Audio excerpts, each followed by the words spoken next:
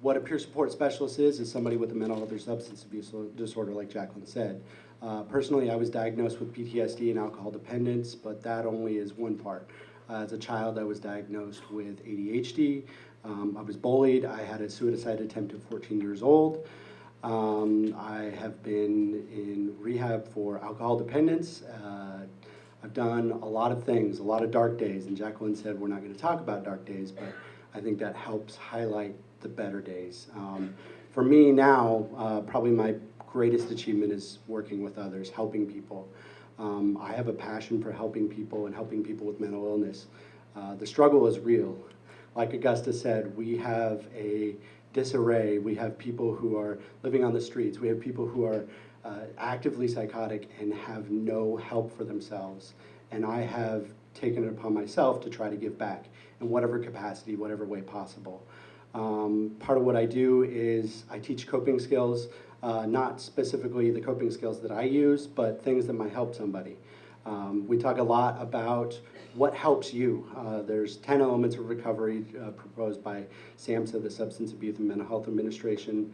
Part of that is self-direction, where instead of a provider saying, this is what you're going to do, this is how you do it, this is why you do it, you ask the person or the veteran, in my case, this is what you want to do, and they say, I want to do whatever. They give you the determination. They say, I really want to work in a community, I really want to volunteer, I want to do this. Well, how do you do that? What are the goals and steps you take to do that?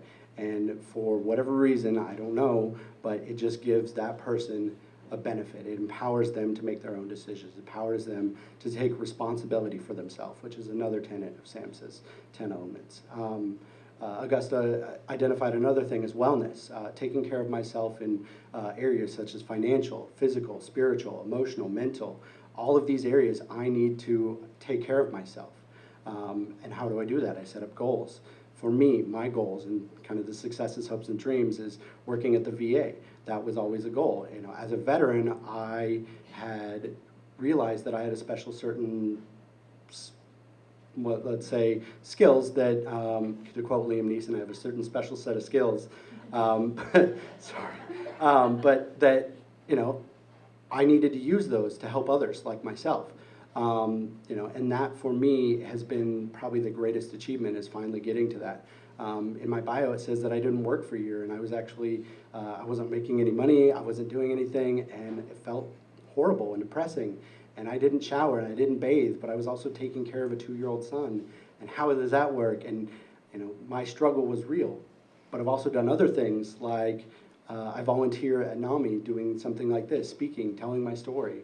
I work on the outside. I volunteer at the Salvation Army, at City Rescue Mission, and places to try to help others, because for some odd reason, this concept of you reap what you sow, you give what you get, it just works, and it works for me.